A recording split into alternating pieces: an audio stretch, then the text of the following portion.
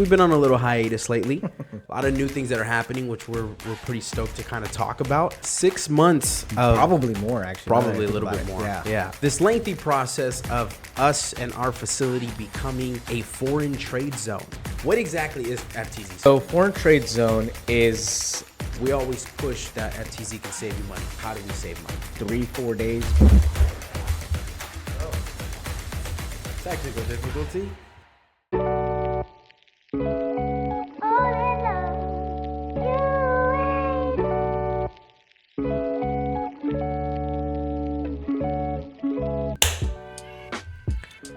All right, so welcome, ladies and gentlemen, to another episode of the LTL podcast.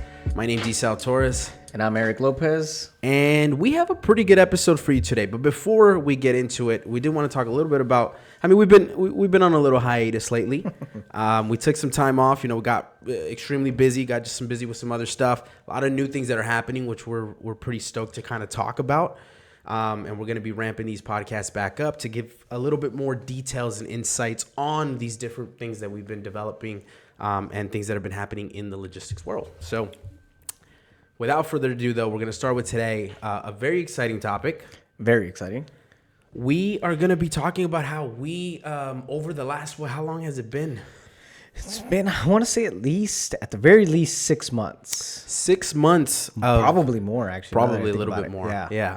But this lengthy process of us and our facility becoming a foreign trade zone or an FTZ, for those of you who don't know what that is, we're going to get a little bit more into that. But this episode is going to be talking specifically and mainly about FTZ and foreign trade zones, how they're beneficial for just many different companies and many different use cases for it. And then we're going to talk about a few things that we've kind of come to not necessarily roadblocks, but questions that we've gotten from customers and things like that I think would be a really good time, to be able to have a more detailed dialogue on. Yeah, it all comes down to education, making sure that everybody is aware of what a foreign trade zone is, how it can benefit you, what it means to work with the foreign trade zone, kind of the requirements that we have with CBP and everything that we had to go through to get approved in that. The hoops. Yep. Get designated and make sure that we were all for it. All right. Sounds good. Well, let's go ahead and get started. So today is election day. Yes. Who are you voting for? No, I'm just kidding. Today is election day. So by the end of today, we're going to know obviously who the 2024 what is it called? 2025 and 2025 and on president's going to be. And obviously that may or may not have some implications on logistics. So we're gonna dive into some of those things, as the podcasts go on. But as for go out and vote and go do your thing. But that is today. Go vote. So, but we did want to go ahead and shoot one, the episode today and FTZ. So this is gonna be more of a you question, but what exactly is FTZ? So we know foreign trade zone, right? We know that what it stands for, but what exactly does it mean? So foreign trade zone is an entity, pretty much like a little island. It's outside the jurisdiction of CBP. It's in partnership with CBP, but when cargo's entered into this foreign trade zone, it's pretty much allowing cargo to sit duty free, not pay the duties on the cargo, and be outside the jurisdiction of any government agencies like the FDA, USDA, and probably the EPA, but all those federal agencies, they don't have any implications when they're in an FTZ. Okay. All right. So I guess the way that I knew FTZ was just a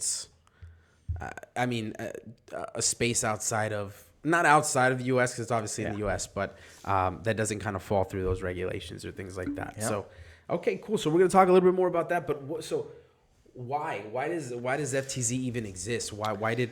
So I did a little bit of research on the history of it, and it started back in the Great Depression time to boost the economy. Think back to the 1930s. The U.S. was a big manufacturing country still at that time, and it allowed companies to have what I would imagine would be lower input costs because you, as a foreign trade zone manufacturer, would input products or parts from other countries and not have to pay duties, assemble and manufacture a product, and then maybe re-export it out to another country without having to ever pay duties on the inputs for that product. Jeez. So 1930s? 1930s, and it's still a thing today. So and that's the crazy thing. Even before I started here, not even before I started, before you really started jumping on and really trying to tackle FTZ, I don't think I've ever heard of it. I mean, I heard of obviously a CFS station. Everybody's heard of a CFS station. It's relatively common. I don't know how common FTZs are. So they're not as common, especially for companies like us that are a third-party provider. They're very uncommon. So that's one of the reasons why it's such a uniqueness for us to be an FTZ. No, for sure. Right? You hear a lot of FTZs that are manufacturers, right? Manufacturers open up their own companies to be an FTZ, and their warehouse becomes an FTZ for those duty implications, right? But as a third party, correct? Right. And I mean all types of manufacturers. But as a third party provider, we can now offer to other customers that same service. That they probably wouldn't be able to at their own facilities for whatever reason. One of those reasons is the location of their warehouses.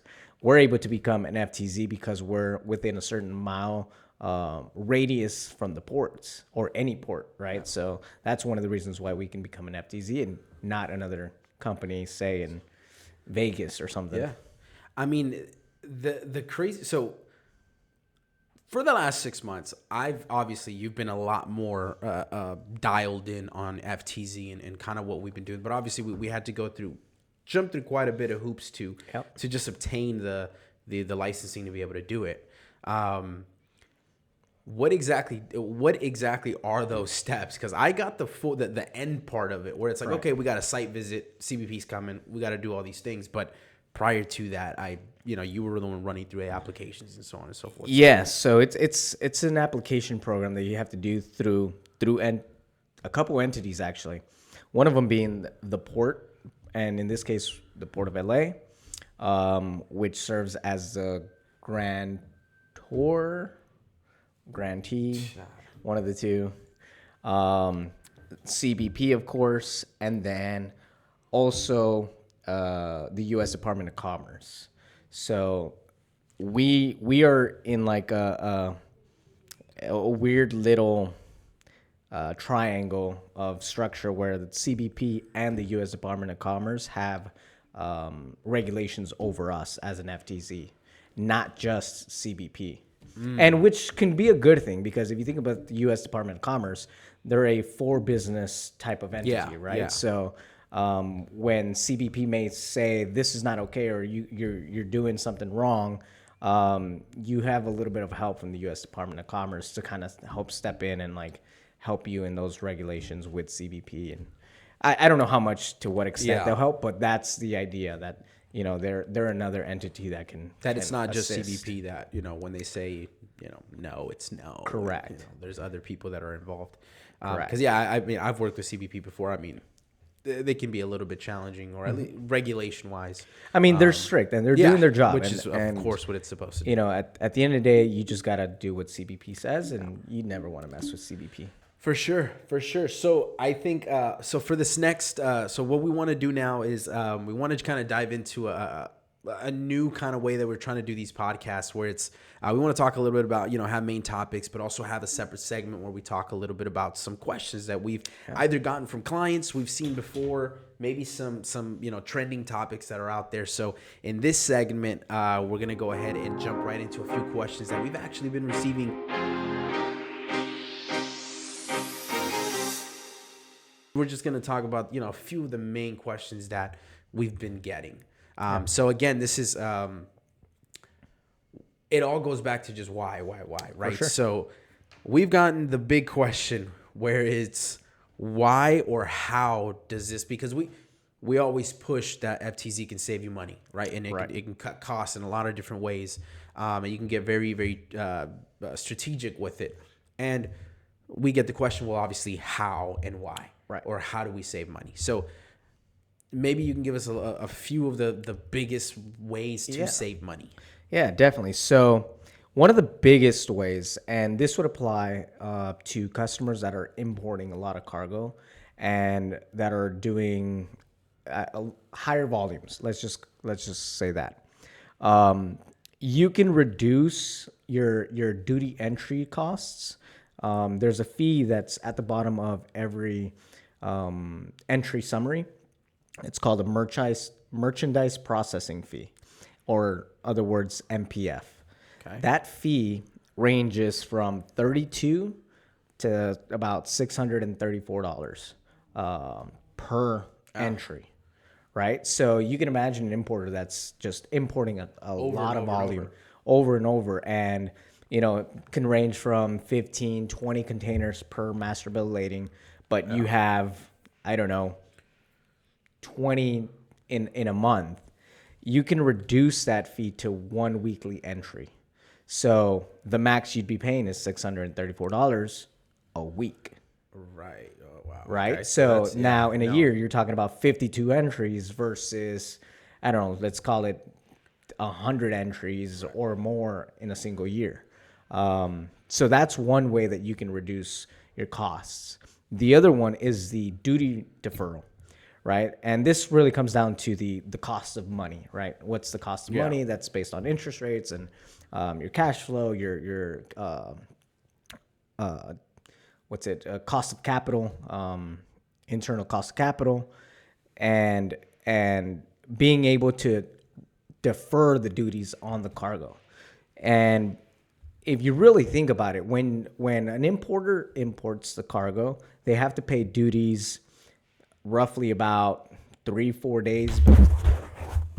Well, technical difficulty. We'll be right back.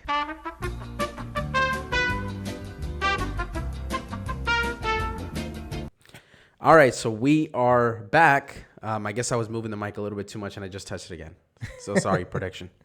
Okay, so going back to the duty deferral part of the savings. So when an importer imports, they have to pay duties on the cargo about 3-4 days before it's released from the port. Mm-hmm. We can actually extend that time to before it ships from the warehouse, right? So you're essentially getting an additional 7 to 10 days. I guess it depends on when it leaves, right? Yeah, it depends when it leaves, right? So if it's longer, then even better, right? You have a better savings, especially with project cargo.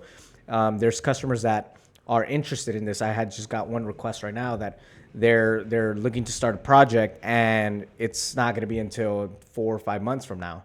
But they're going to start importing because they probably expect lower costs right now. I don't know what the deal may be. Right.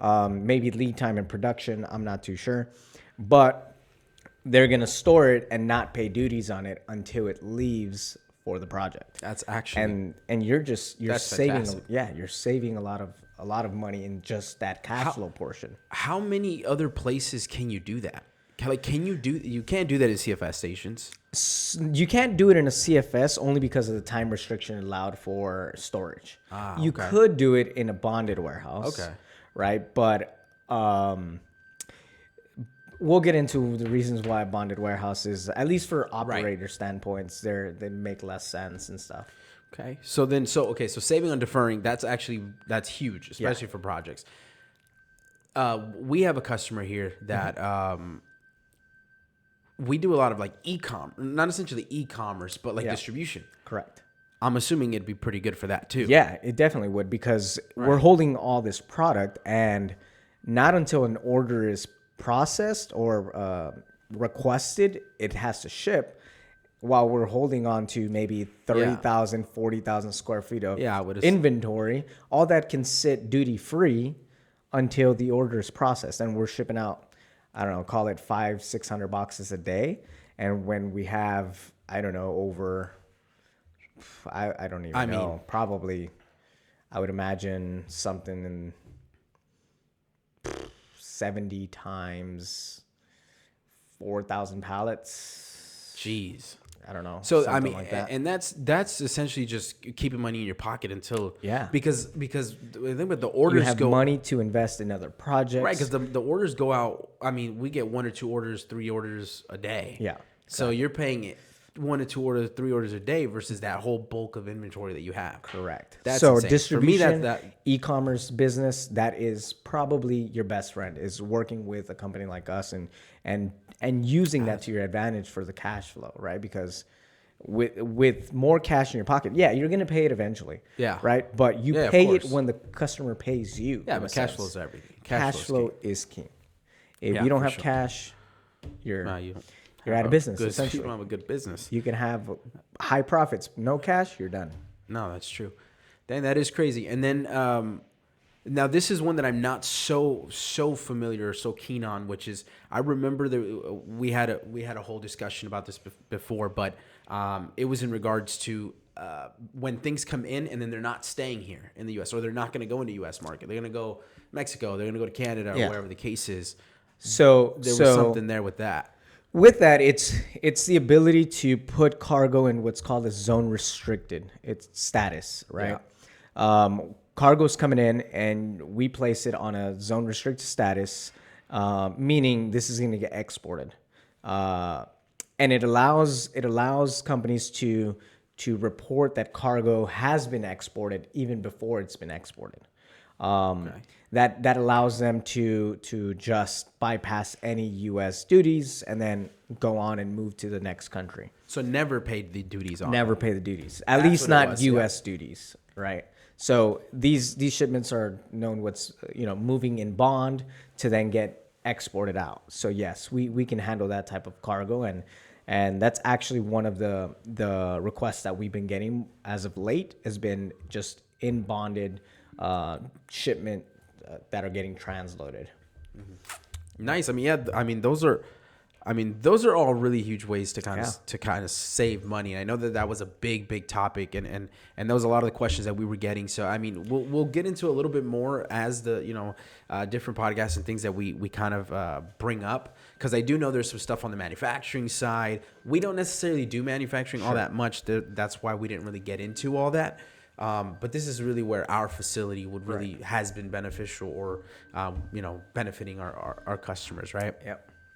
So then it does beg the question. I know you talked a little bit about it earlier, but it begs the question because what's the difference between an FTZ and a CFS or a bonded warehouse? So there are a little bit of differences between a bonded warehouse and an FTZ. A CFS it's what's known as a container freight station. Right. So what they do mainly is deconsolidation and consolidation of containers. A freight forwarder setting up multiple importers overseas to take up this container space, and it has to go to like a CFS station to get separated out by customers and so on. So that's the main use of a CFS. You could also use the CFS for transloads, and the paperwork is a little bit easier to do that. I won't get into too many specifics, but submitting a 7512 form, that's just moving the shipment in bonds. So it's more flexible on the paperwork side of things for a CFS station. However, we had the opportunity to do that. The problem becomes is you can't store cargo that's considered in bond or foreign in the CFS designated area, and combine it with domestic cargo, also known as cargo that has already paid duties, right? You can't mingle those two together. So you have to fence off a portion of your warehouse to do so. I remember that. We were kind of thinking of that as an idea. But what happens is that you now limit the amount of space or the work that you can use for that space. You have to almost have constant work for that. And if you don't, well, then it's just space that's just dead wasting space. Correct. Now, don't get me wrong. There are many places where and facilities that do it that have the business to maintain it operating every single day. Right. One of those would be obviously St. George, big player in the game. They stick to the CFS, and that's what they do. That's what they're known for. That's what they're good at. Now, a bonded warehouse does the same things, but can keep cargo for up to 5 years. So you can store the cargo up to 5 years in a bonded warehouse, as opposed to CFS, 15, 30 days, give or take. Now, but you still have to fence off. Right? So that was another limitation where we're like, we don't know how much we're going to be using this and stuff. From a bonded warehouse to a CFS, in a bonded warehouse, the paperwork gets a little bit more strict. You still have to do what's called a warehouse entry. So for customs brokers, they have to do that sort of thing. Now, when we get into FTZ, the difference with FTZ and bonded warehouses, as you can see, there are a lot of differences, and obviously with the foreign trade zone, it's just more extensive, right? Yeah. Some of the things that you can do with an FTZ as opposed to a bonded warehouse is manipulations, destruction of cargo. You can re-export. You can hold cargo for an unlimited period of time. So you're not restricted to only 5 years. Or the 30 days like a CFS. And you can commingle the product that's foreign and domestic. So if you're not doing any that's foreign, you can do all domestic. If you're doing more foreign than domestic, then you do all foreign, and so on and so on. Yeah. All you have to do is just keep a logbook, a record book for CBP to come audit. Right. And you're pretty much set. So there are more obvious more advantages to a FTZ than a bonded warehouse, but we'll send you guys some of that information if you guys want to know the differences. Yeah, no, for sure. If you're interested and you want to know specific details, we can go ahead and do that. Just shoot us a comment or something on the video if you're watching on YouTube. If you're listening on Spotify or anything like that, just shoot us an email. Yeah, actually shoot us an email. But yeah, man, I mean, that's the biggest part of what we're trying to do here with the FTZ. There's some of the big questions that we do get. We're excited to kind of continue this project going, but also kind of talk about a lot of other things that we have in the works. A lot of stuff that's happening in the logistics world. We had a lot of things that were going on before, with strikes and things like that. And we just there's a lot of economic implications that are going to be happening relatively soon. So we want to kind of keep everybody as updated as possible, and that's why we want to get these podcasts going. Hopefully, we can keep them going, on a consistent basis. Yes. But that's going to pretty much do it for this episode. If you're interested in hopping on the podcast, we're very excited to have anybody who's in the industry and who has some knowledge on it to kind of go ahead and give your takes.